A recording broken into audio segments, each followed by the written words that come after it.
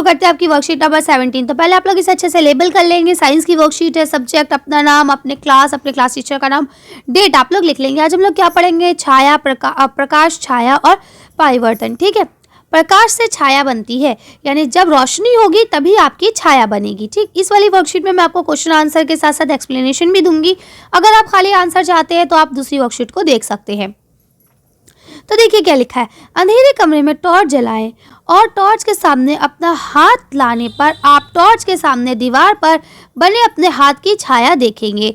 यानी अगर आप कमरे में अंधेरा है और उसमें आप टॉर्च जलाते हैं और टॉर्च के आगे हाथ रखते हैं तो आपको दिखेगा दीवार के ऊपर कि आपके हाथ की जो परछाई है वो आपको नजर आने लगेगी।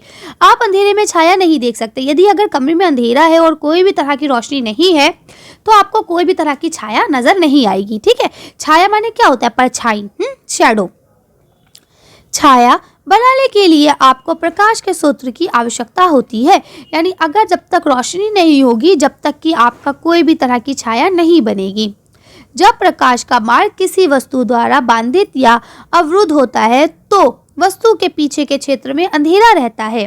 ठीक है, यानी कि जब कोई वस्तु है उसके पीछे आगे की तरफ से रोशनी पड़ती है तो उसके जो पीछे का एरिया होता है वहां पे अंधेरा हो जाता है। ठीक है, तो क्या होता है, क्योंकि प्रकाश उस क्षेत्र तक नहीं पहुंच सकती, यानी अब आपका यहाँ पे जो चीज है ये सामने, इस पे ही तो प्रकाश आएगी, इसके पीछे के एरिया पे रोशनी नहीं पहुंच पाएगी, है ना। या तो फिर आप इधर से रोशनी मारे, और जब इधर रोशनी नहीं पहुंच पाएगी इसीलिए, ठीक है, अब क्योंकि नहीं पहुंच पाएगी तो वही आपकी क्या बन जाती है, अगली तरफ जाके परछाई बन जाती है। ऐसा इसलिए है क्योंकि प्रकाश एक सीधी रेखा में चलता है, यानी रोशनी जो है वो हमेशा एक सीधी रेखा में चलती है, वो ऐसे लहर के आपके पीछे की तरफ से नहीं आएगी। ठीक है, ये हमेशा सीधी जाएगी, तो इसलिए पीछे की तरफ की जो रोशनी चीज है उसको आप नहीं देख सकते। तो देखिए यहाँ लिखा है, वस्तु के द्वारा प्रकाश का एक हिस्सा अवरोध होने पर छाया का निर्माण होता है। तो अब छाया का निर्माण कैसे होता है अब आपको पता चल गया यहाँ तक। अब देखिए यहाँ क्या लिखा है, छाया की आकृति, आकार और प्रकृति निम्नलिखित पर निर्भर करती है, यानी छाया कैसी होगी, क्या आकार होगा, उसकी कैसी आकृति होगी, ये आपको इन पॉइंट्स से पता चलेगा। तो चलिए एक एक करके सारे पॉइंट्स पढ़ते हैं। पहला पॉइंट है, कोण जिस पर प्रकाश वस्तु पर पड़ता है, यानी कि अब ये कि किस तरफ से पड़ रहा है, वस्तु पर रोशनी किस तरफ से पड़ रही है। भाई आपने देखा है ना कि सुबह के टाइम पे आपकी छाया आगे होती है, दोपहर में बिल्कुल आपके पैरों के नीचे होती है और शाम के वक्त आपके पीछे ही चलने लगती है। तो क्या है कि मतलब जिस तरफ से आपको रोशनी मिल रही है उस तरफ से आपकी छाया बनेगी कि कैसी बनना है। वस्तु और स्रोत का आकार, यानी अब वस्तु कितना बड़ा है, उसकी कितनी मतलब वस्तु का क्या साइज है और फिर उस पर जो रोशनी आ रही है उसका क्या साइज है, दोनों चीजों पर निर्भर करती है कि कैसे बनेगी। इसी तरह से वस्तु और प्रकाश के स्रोत के बीच की दूरी, यानी वस्तु और उसमें दूरी कितनी है, जिस हिसाब से दूरी होगी उस हिसाब से ही आपकी जो परछाई है वो बनेगी। और पर्दे और वस्तु के बीच की दूरी, यानी जिसके ऊपर बन रही है उससे कितनी दूरी है, ठीक है, वो चीज भी बहुत ज्यादा मायने रखती है। अब ये काम आप लोग खुद रात में करके देखेंगे अंधेरे में, तब आपको और ज़्यादा अच्छा लगेगा और अच्छे से समझ में आएगा। देखिए यहाँ पे आप देख सकते हैं ना, जैसा कि मैंने अभी बताया कि मॉर्निंग में शैडो आगे होती है और नून में यानी आफ्टरनून में आपकी बिल्कुल एग्जैक्टली आपके पैरों पास होती है, और जबकि इवनिंग में आपकी पीछे हो जाती है ना। तो क्या है ये आपका, इसका मतलब ये है ना, देखिए यहाँ शैडो आपकी आगे पीछे, मैंने गलत बोल दिया, ये इवनिंग है, लेकिन क्या है, ऐसा क्यों होता है, क्योंकि आप किस जगह पे खड़े, जिस डायरेक्शन में होता है उससे अपोजिट डायरेक्शन में हमेशा शैडो बनती है। तो लिखा है, कोण जिस पर प्रकाश वस्तु पड़ता है। अब देखिए क्या लिखा है, यदि हम दिन के समय एक पेड़ की छाया निरीक्षित करते हैं तो हम ध्यान देंगे कि छाया की लंबाई समय के साथ बदलती है। एक पेड़ की छाया दोपहर को सबसे छोटी और शाम और सुबह में सबसे लंबी होती है। ठीक है, यही चीज आपको हो गई। उसका इस तथ्य ने पुराने समय के लोगों को समय जानने में मदद की, यानी कि पुराने लोग जो समय देखते थे वो इसी चीज से देखा करते थे। ठीक है, अब यहाँ देखिए आपका क्या लिखा है, हम एक दीवार या जमीन या किसी भी सतह पर एक छाया देख सकते हैं, यह पर्दे के रूप में काम कर सकती है। यानी कि अब क्या है, आप अगर मतलब छाया जो है वो आप किसी भी चीज़ पे देख सकते हैं, वो चीज़ ठोस होनी चाहिए, मतलब उसके ऊपर परछाई बनने का होना चाहिए। ठीक है, अब उसका लिखा है, अपारदर्शी वस्तु पारभासी वस्तुओं की तुलना में अधिक गहरी छाया उत्पन्न करती है। अब आप पता है जैसे जो वस्तु अपारदर्शी है यानी कि जो ठोस है, हम पिछली वर्कशीट में पढ़ चुके हैं कि 3 प्रकार की वस्तुएं होती है। तो अपारदर्शी यानी कि ठोस चीजें जैसे कि आपका ईंटा पत्थर है ना, वो ज़्यादा अच्छी शैडो बनाती है, जबकि पाराभासी वस्तुएं कम अच्छी बनाती हैं। क्यों? क्योंकि पाराभासी से थोड़ी थोड़ी रोशनी छनने लगती है, जिसकी वजह से उसकी शैडो, उसकी परछाई अच्छे से नहीं बन पाती। उसके बाद लिखा है एक अपारदर्शी वस्तु प्रकाश को पूरी तरह से रोक देता है, यानी कि जो अपारदर्शी यानी ठोस है वो पूरी रोशनी को यही रोक लेगा, इसीलिए उसकी शैडो बहुत अच्छी सी बनेगी। ठीक, लेकिन जो एक पाराभासी है वो पूरे रूप को नहीं रोक सकता, वो हल्की हल्की छनती रहेगी, इसीलिए जो वस्तु की परछाई बनेगी वो भी हल्की बनेगी। आप इसको करके देखेंगे, जैसे आप एक पन्नी लेंगे, रात में कमरे की लाइट बंद करके पन्नी को, जो आपकी पॉलीथीन होती है ना प्लास्टिक वाला, उसको आप ज़रा रोशनी मार के देखेंगे कि उसकी क्या परछाई बनती है। फिर आप एक क्या काम कर सकते हैं, अपने नोटबुक को मार के देखेंगे, लाइट उसके ऊपर रोशनी मारेंगे, फिर देखेंगे कि उससे कैसी बनती है, तो आपको और अच्छे से समझ में आ जाएगा कि मैं क्या कहना चाह रही हूँ या ये वर्कशीट आपको क्या समझा रही है। ठीक है, इसके बाद लिखा है एक पारदर्शी वस्तु शायद ही किसी भी छाया का निर्माण करती है, क्योंकि यह प्रकाश को माध्यम से गुजरने में बाधा नहीं डालती। अब जो पारदर्शी वस्तु है वो तो रोशनी को डायरेक्ट पार कर देगी, इसलिए उसकी कोई भी शैडो नहीं बनेगी। ठीक है, अतः छाया देखने के लिए हमें एक चमकदार सूत्र, एक वस्तु और एक पर्दे की आवश्यकता होती है। यानी अगर हमें छाया देखनी है तो उसके लिए हमें ये 3 चीजें जरूर चाहिए। आगे लिखा है छाया सदैव काली होती है, यानी परछाई हमेशा काली होती है। यहाँ तक कि रंगीन वस्तुओं की छाया भी काली ही होती है, यानी अगर कोई वस्तु रंगीन है तो उसकी छाया भी काली ही होगी।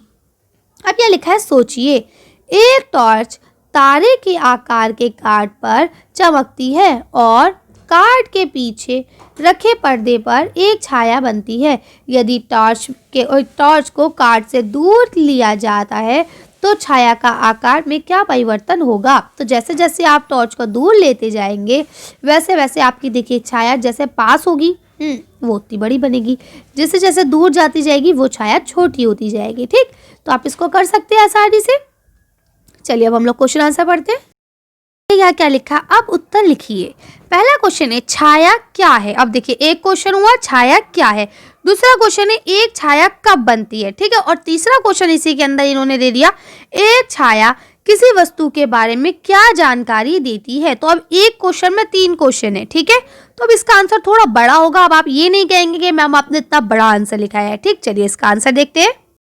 आप इसका आंसर यहाँ से लिखेंगे कि एक छाया एक अंधेरे के क्षेत्र में जहाँ प्रकाश का स्रोत है वहाँ पे अपारदर्शी वस्तु को बुलाती है, अवरुद्ध होता है, यानी वो वस्तु मतलब कोई अपारदर्शी वस्तु जिसके आर पार नहीं देखा जा सकता है, उसके ऊपर अगर हम लाइट मारे तो उसकी दूसरी तरफ आपको एक परछाई, एक छवि टाइप की दिखेगी, यही आपका छाया या शैडो कहलाता है। ठीक, इसके बाद आपके बाकी के जो 2 क्वेश्चन थे उसका आंसर आप यहाँ से लिखेंगे कि ऑब्जेक्ट के द्वारा प्रकाश का एक हिस्से अवरुद्ध होने पर छाया का निर्माण होता है, यानी एक हिस्सा जब छुप जाता है, एक हिस्से पे जब अच्छे से रोशनी पड़ती है तो दूसरे हिस्से की तरफ, दूसरी तरफ आपको जो छाया है वो निर्माण की जाती है। इससे एक ये जानकारी मिलती है कि जो ऑब्जेक्ट है उसका आकार क्या है, वो किस साइज का है। ठीक, तो आप इस तरह से आसानी से लिख सकते हैं। चलिए आगे बढ़ते हैं। आपका दूसरा क्वेश्चन दिया गया है, क्या वस्तु का रंग छाया के रंग को प्रभावित करता है। यानी अगर कोई वस्तु लाल रंग की है तो क्या उसकी छाया भी लाल रंग की होगी। तो इसका आंसर आप सीधा सिंपल लिख देंगे, नहीं करता है। सिर्फ आपको क्या लिखना है, नहीं करता है। ठीक है, क्यों? क्योंकि अभी हमने ऊपर पढ़ा, क्योंकि देखिए यहाँ इन्होंने ये नहीं लिखा है कि एक्सप्लेन करें। ठीक है, लेकिन मैं आपको इसलिए समझा रही हूँ क्योंकि अगर आपसे कभी पूछा जाए तो आपको पता होना चाहिए कि छाया हमेशा काले रंग की होती है, चाहे वस्तु का रंग कुछ भी हो। ठीक, तो आप इसका आंसर सिंपल सा लिख देंगे, नहीं करता है, यानी वस्तु का रंग छाया के रंग को प्रभावित नहीं करता है। ठीक, चलिए अगला क्वेश्चन पढ़ते हैं। यहाँ आपका तीसरा क्वेश्चन लिखा है, लकड़ी की कुर्सी पर प्रकाश पड़ने पर क्या होता है। यानी अगर लकड़ी की एक कुर्सी है उस पर अगर हम प्रकाश डालेंगे तो क्या होगा, उसकी छाया बनेगी, नहीं बनेगी, बनेगी तो कैसी बनेगी। तो चलिए इसका आंसर देखते हैं। आप इसका आंसर यहाँ से लिखेंगे कि जब लकड़ी की कुर्सी पर प्रकाश गिरता है, यानी अगर उसमें से लाइट को पास करते हैं तो अंधेरा होता है, ठीक है। क्यों? क्योंकि कुर्सी जो है अपारदर्शी वस्तु है, इसीलिए इसकी जो छाया होगी वो गहरे रंग की होगी, ठीक। तो आपके समझ में आ गया ना कि मतलब जो भी अभी हमने क्या पढ़ा कि अगर कोई चीज़ पारदर्शी है जिससे आर पार हो रहा है उसकी छाया नहीं बनेगी, और कोई ऐसी है आभासी जिसमें से थोड़ी थोड़ी पार हो जाती है लाइट तो उसकी थोड़ी धुंधली बनेगी। लेकिन अगर कोई वस्तु ऐसी है जो अपारदर्शी है तो उसकी जो छाया होगी वो बहुत गहरी काली बनेगी, ठीक। तो वही चीज़ आपको यहाँ लिखना है। क्यों? क्योंकि कुर्सी जो है वो लकड़ी की बनी है और लकड़ी के अंदर से बिल्कुल भी कोई भी रोशनी पार नहीं होती, ठीक। चलिए आगे पढ़ते हैं। यहाँ आपका देखिए चौथा क्वेश्चन लिखा है, एक पेड़ की छाया दोपहर के समय एवं और की सबसे अधिक होती है, ठीक है, सबसे लंबी होती है। तो अब यहाँ आपको 3 लिख ले, तो क्या क्या आएगा, चलिए देख लेते हैं इसका आंसर। इसका आंसर ऐसा लिखेंगे कि एक पेड़ की छाया दोपहर में सबसे छोटी और सुबह और शाम सबसे लंबी होती है। तो यहाँ पे छोटी, सुबह और शाम ये तीनों आपके अंडरलाइन वर्ड से, इनको आप लिख लेंगे ब्रैकेट में, ठीक है। चलिए आगे पढ़ते हैं। अब देखिए आपका यहाँ पे 5वां क्वेश्चन दिया गया है, नीचे दिए गए आंकड़ों पर गौर किए, एक्स वाई जेड को पहचानिए।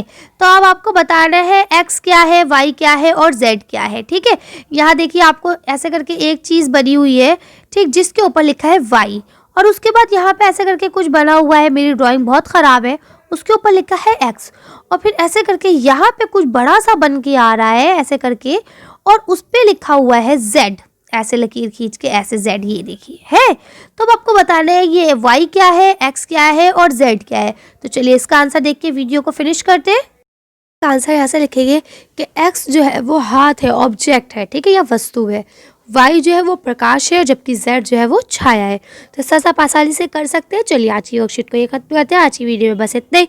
अगर आपको हमारी वीडियो पसंद आई हो तो प्लीज़ इसे लाइक और शेयर करें। अभी तक आपने हमारे चैनल को सब्सक्राइब नहीं करा है तो प्लीज़ हमारे चैनल को सब्सक्राइब करें। Thank you for watching.